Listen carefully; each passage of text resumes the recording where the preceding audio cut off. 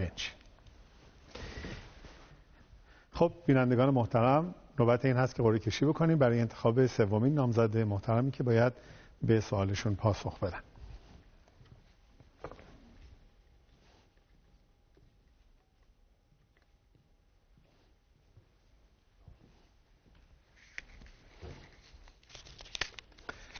نامزد محترم شماره 4 جناب آقای روحانی، تقاضا میکنم بفرمایید.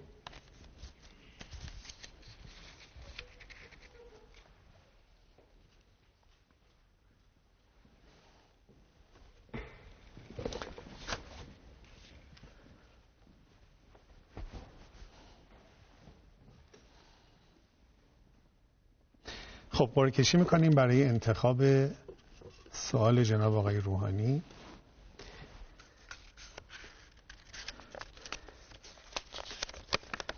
جناب آقای روحانی، سوال مربوط به جناب عالی این هست: مهمترین مشکل نظام بانکی از نظر جناب عالی چیست و چه برنامه‌ای برای تسهیل ارائه وام‌های هدفمند به تولید، خدمات، مسکن، ازدواج جوانان و سایر موارد ضروری دارید؟ جناب عالی 4 دقیقه فرصت پاسخ دهید. بسم الله الرحمن الرحیم. یکی از ارکان بزرگ برای اقتصاد امروز و فردای ما بانک ها هستند.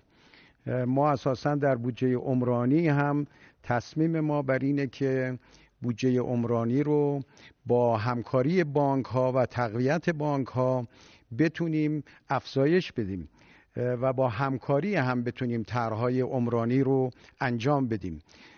بانک ها البته نیاز به اصلاح دارن. همونطور که اشاره شد، برخی از مؤسسات اعتباری غیر مجاز در دولت قبل به وجود آمدند که برخی از وقت ما رو در این دولت 11 همین گرفت که چجوری اینا رو اصلاح بکنیم، چجوری پول مردم رو بهشون برگردونیم، چه اقداماتی انجام بدیم. کار زیادی که برای همین بانکی که مربوط به دستگاه آقای رئیسی اینها میشه میزان، چه تلاش زیادی شد برای اینکه ما بتونیم اون مشکلات رو حل بکنیم. ما امروز برای اینکه بانک‌های ما تقویت بشن تقریباً 2 برابر کردیم سرمایه بانک‌های دولتی رو برای اینکه بتونن در قبال مسائل اقتصادی تلاش بکنن. بانک‌ها رو ما اولاً برای تولید نیاز داریم. در همین سالی که گذشت حدود 24,000 واحد تولیدی از تسهیلات بانک‌ها استفاده کردن که این تسهیلات باعث شد که این بنگاه‌های کوچک و متوسطی که برخیش خوابیده بود، برخیش از همه ظرفیت استفاده نمی‌کرد، امروز فعال شده. و همچنین ما از طریق بانک‌ها هست که امروز ما سرمایه خارجی رو داریم جذب می‌کنیم. ما اگر بخوایم در کشور وضع زندگی مردم و معیشت مردم درست شه، فقر ریشه‌کن بشه و اقتصاد ما به عنوان یک قدرت بزرگ ملی ظهور پیدا بکنه، یکی از راهاش تقویت بانک هاست. یکی از راهاش گرفتن اعتبارات از بانک های مختلف. همین امروز من خوشحالم که با یکی از بانک های خارجی برای 10 میلیارد دلار ما به توافق رسیدیم برای سرمایه گذاری در ایران. ما اگر میخواهیم کشور رو به رونق برسونیم باید از سرمایه داخلی، از سرمایه خارجی استفاده بکنیم و اتفاقاً برای تحول در زندگی مردم هم ما نیاز داریم صادرات رو افزایش بدیم. من حالا یه نمونه میگم که نکته آقای میرسلیم هم روشن‌تر بشه. دوستان ما مرتب میگن که ما پول میدیم به مردم، پول میدیم برای شغل، پول میدیم برای یارانه و نمیگن این پول رو از کجا میاریم. از کجا میاریم این پول رو میدیم؟ از بانک مرکزی میگیریم، به معنای اینه که از این جیب مردم میگیریم به اون جیب مردم میگذاریم، یعنی تورم 50%، تورم 60%، 70%. از کجا ما این پول رو میاریم؟ چرا نمیگن منابعش کجا هست، از کجا به دست میاد؟ ما الان 70 میلیارد کل یارانه ما هست که طبق برنامه مجلس داره تقسیم میشه، هم یارانه نقدی و هم یارانه غیر نقدی داره تقسیم میشه. الان مردم ما آیا یارانه نقدی رو بیشتر دوست دارن یا طرح تحول سلامت رو ما در طرح تحول سلامت در واقع یارانه درمانی داریم پرداخت میکنیم. ما الان برای شغل روستایی برنامه ما در دولت بعد این هست که بر هر روستایی که سرمایه بیاره برای اشتغالش ما بتونیم 2 برابر اون از طریق بانک ها بهش تسهیلات بدیم تا شغل روستایی را بیفته. خیلی متشکرم از جناب عالی. جناب آقای جهانگیری، جناب عالی 2 دقیقه فرصت نقد دارید، خواهش میکنم بفرمایید. نظام بانکی در واقع نقش اصلی در اقتصاد ایران داره. به عبارتی میشه گفت که اقتصاد ایران بانک محور هست. متاسفانه در دوره گذشته به دلیل اینکه بانک در واقع مثل خزانه دولت باش برخورد شد، منابع بانکی به شدت در جاهای مختلف حبس شد و گرفتار شد. یکی از اون جاها معوقات بانکی است. یک مجموعه از افراد منابع بانکی رو گرفتن، بر نگردوندن و باعث شد که منابع بانکی در اونجا معوق بشه. بخشی از این افراد به دلایل این که آدمای اقتصادی بودن، تحت شرایط سخت اقتصادی قرار گرفتن، باید بهشون فرصت داد. بخشی از اینا سودجوهایی بودن که ما یک کمیته در بانک مرکزی درست کردیم، قوه قضاییه، دولت و بانک مرکزی مورد به مورد اینا رو باید پیگیری کنه. نظام بانکی باید سرمایه‌اش افزایش پیدا بکنه، تصمیم گیری شده. طرح تحول نظام بانکی تهیه شده، جزء مهمترین طرح‌هایی است که الان در دست اقدام ماست. ما با اون طرح تحول قادر باید باشیم که نظام بانکی رو تبدیلش بکنیم به یکی از مهمترین حمایت کننده سرمایه و تولید. سال گذشته که بحث تولید و اقدام اقتصاد مقاومتی اقدام و عمل بود، نظام بانکی موفق شد در راه اندازی تولید سهم بسیار مهمی به عهده بگیره. در وام ازدواج برای اولین بار ما وام ازدواج از 3 میلیون تومان به 10 میلیون تومان افزایش دادیم. فکر میکردیم ممکنه نتیجهش این بشه قرض الحسنه کم بشه، نتونه اینقدر وام پرداخت بکنیم، ولی خوشبختانه 1 میلیون نفر و 9000 میلیارد تومان به وام ازدواج پرداخته شد. ما اگر بتونیم موانع نظام بانکی رو برطرف بکنیم، نظام بانکی قادر خواهد بود که یک پشتوانه جدی در طرح‌های آینده اقتصادی ما باشه. خیلی متشکرم. جناب آقای رئیسی، جناب عالی 2 دقیقه فرصت نقد دارید، خواهش میکنم بفرمایید. من در مصاحبه قبل اعلام کردم که یک بار برای همیشه یک مناظره ای رو تلویزیون بگذاره بین جناب آقای روحانی و مسئولین دولت قبل، تمامش کنن. هر چی سوال میکنید میگن دولت قبل. تمامش کنن این بحث رو، واقعا مردم بتونن تصمیم بگیرن. شما ببینید در همه دلالت‌های حرفای آقای جهانگیری و آقای روحانی هم میگن قبل اینطور بوده.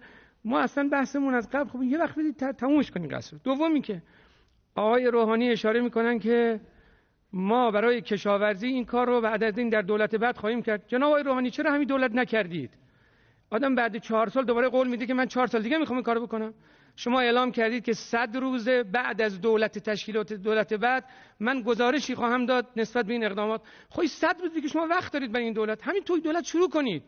من تمام عرضم برای اینه که 4 سال کشور رو معطل گذاشتید به ناحق و ناروا. الان هم باز دارید میگید ان کشاورزی از دولت بعد. 100 روز دیگه من اعلام میکنم اینطور میخواد بشود. شما یکی از گلابی هایی که باید از برجام میچیدید و اعلام کردید سرمایه خارجی بود. عدد سرمایه خارجی رو شما خودتون بگید چقدره؟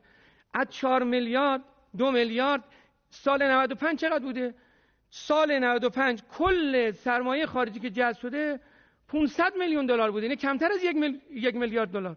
خب این وضعی که شما در تو جذب سرمایه خارجی، نمیگم بعد از این نمیشه کرد، ولی واقعا بیاید هی آینده رو حواله ندید. الان اون که اتفاق افتاده اینه.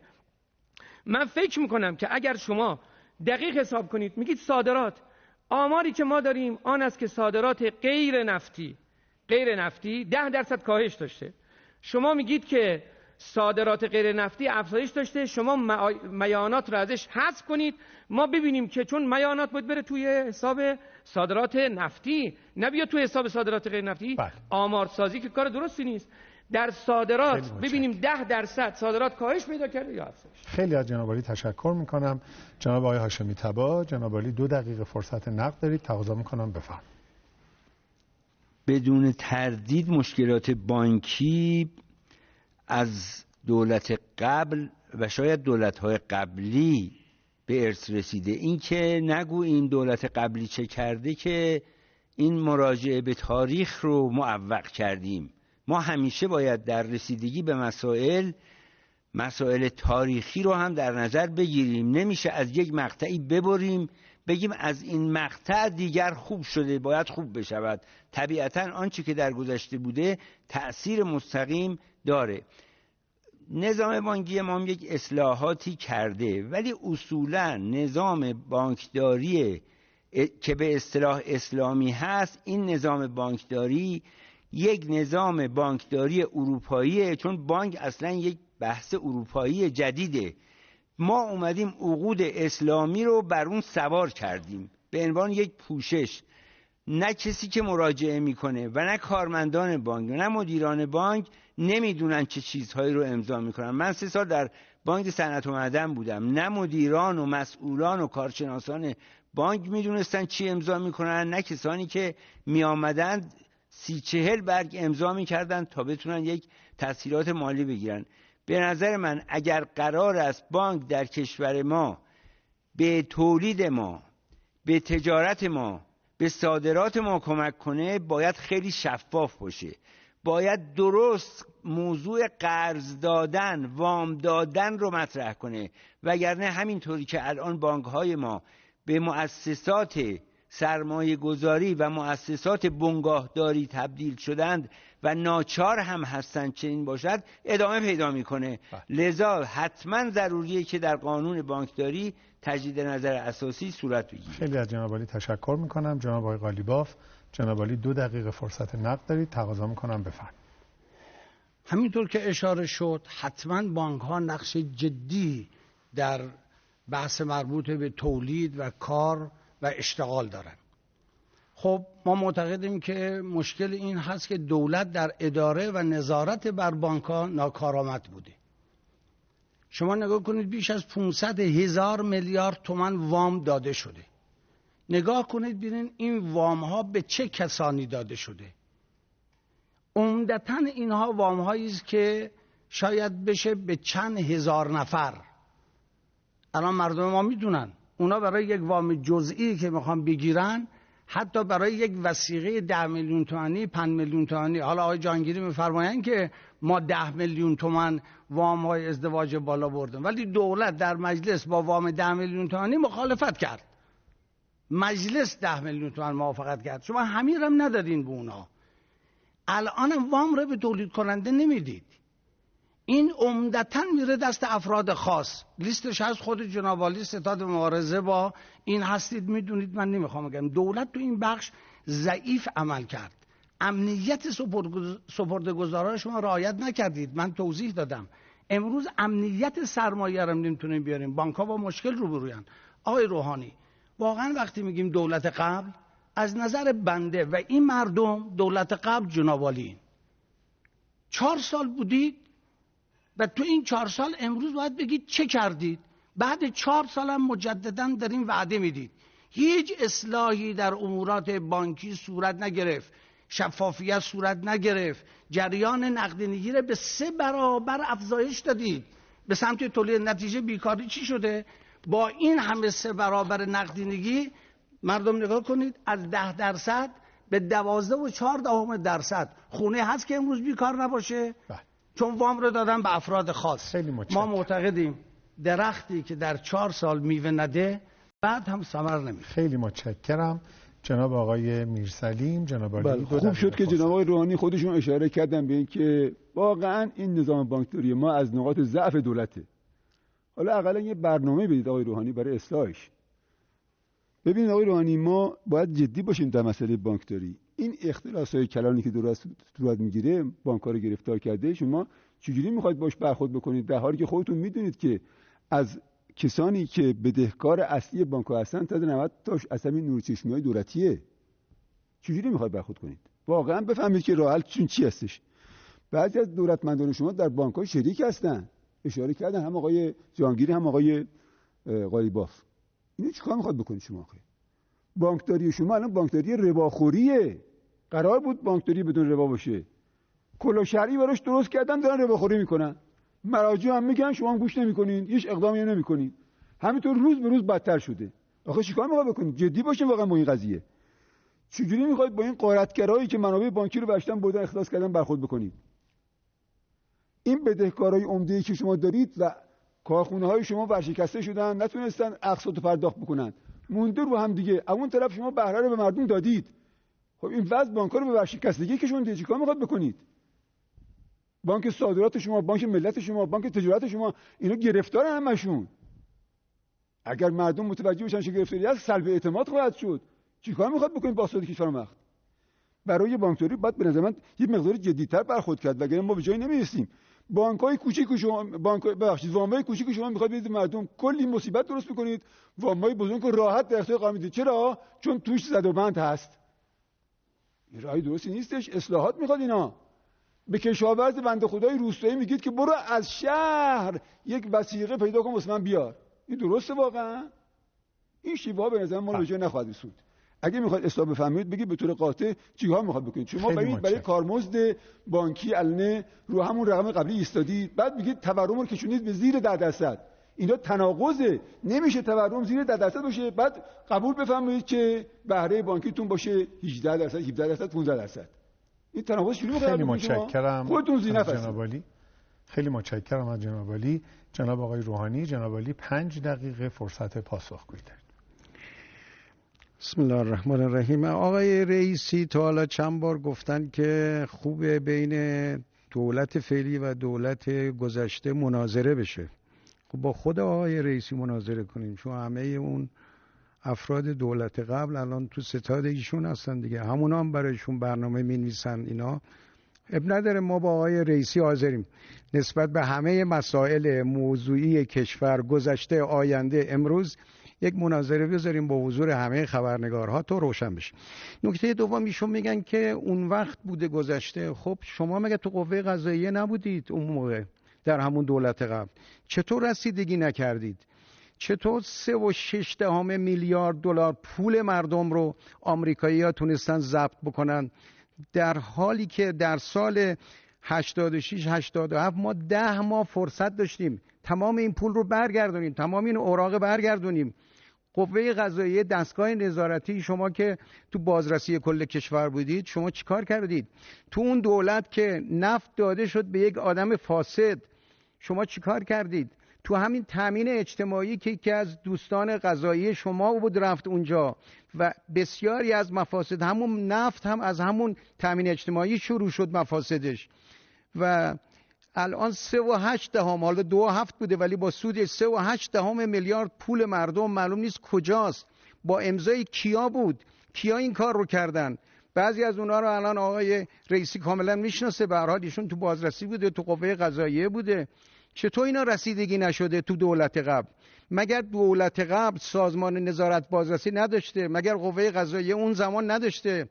چطور الان کوچکترین تخلفی اگر رخ میده سخنگوی قوه قضاییه فوری میاد میگه کار خوبی هم میکنه، اب نداره، اگر عادلانه باشه بسیار هم خوبه؟ کجا بود این سخنگوی قوه قضاییه در دولت قبل با شرایطی که برای مردم پیش آمد؟ اینکه دارو تو خیابون نبود و مردم صف بسته بودن، اینکه تو بیمارستان‌ها وسایل جراحی نبود، سوزن جراحی نبود، شماها مگه مسئول نبودید؟ شماها مگه نظارت نمی‌کردید؟ چرا نیومدید به مردم بگید؟ چرا نیومدید اعلام بکنید؟ الان دارید میگید ما به آینده حواله میدیم، کشاورزی آینده خوب میشه. ما که در گندم 2 سال، امسال هم انشالله خودکفاییم، پارسال که خودکفا بودیم، ما به حواله به آینده میدیم. ما 21 میلیون تن مواد غذایی ما افزوده شده در این دولت، ما به آینده حواله میدیم. ما که وضع کشاورزی ما، کشاورزان ما امسال پول گندم رو 17 برابر سال 91 دریافت کردن، ما حواله به آینده میدیم. نه، البته نمیخوایم بگیم وضع کشاورزان بدون نقصه، بدون اشکاله. باید اشکالات رفع بشه، باید ما بتونیم مسائل رو بیشتر حل و فصل بکنیم. نسبت به بانک ها که گفته میشه، ببینید 15.1% معوقات بوده اول این دولت. امروز معوقات ما 10%، 9 خورده، حد اکثر 10%. پس ما بانک ها رو تونستیم در مسیر درست قرار بدیم. نظارتی که امروز بر بانک ها میشه اصلا با دولت قبل قابل مقایسه است. خود آقای قالیباف میدونه تو بانک خودشون نظارت بانک مرکزی ما امروز خیلی بهتر از سالهای قبل شده. البته ما هم کمک کردیم، مصوبه شورای عالی امنیت ملی بوده، دستور رهبری بوده، همه کمک کردن. من در این زمینه نمیخوام بگم. امروز ما 9000 میلیارد تومان وام ازدواج سال گذشته دادیم به جوانهایی که میخواستن ازدواج بکنن. 17000 میلیارد تسهیلات برای بنگاه‌های کوچک و متوسط داده شد. 43% تسهیلات بیشتر پرداخت شد. نباید ما غیر اخلاقی حرف بزنیم. آقای قالیباف، چرا غیر اخلاقی، کلام غیر اخلاقی به کار میبرید؟ شما که نیاز ندارید. تو طول این 4 سال با همه امکاناتتون علیه این دولت کار کردید، هر روز تخریب کردید. شما و دوستانتون ساختمان‌های مجلل گرفتید در شمال تهران، فیلم درست کردید شبانه روز علیه دولت. تو روزنامه‌های خودتون تمام تیرها علیه دولت بوده که دیگه نیاز نیست بیش از این تخریب که حالا شبانه الان CD دوستان شما پخش میکنن، جزوه پخش میکنن. فکر میکنم نیازی به این حرفا نباشه. شما تخریب به اندازه کافی کردید.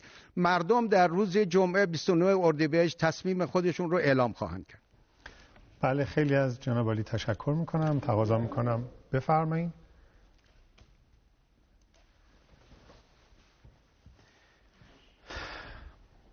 خب نوبت میرسه به انجام قرعه کشی برای انتخاب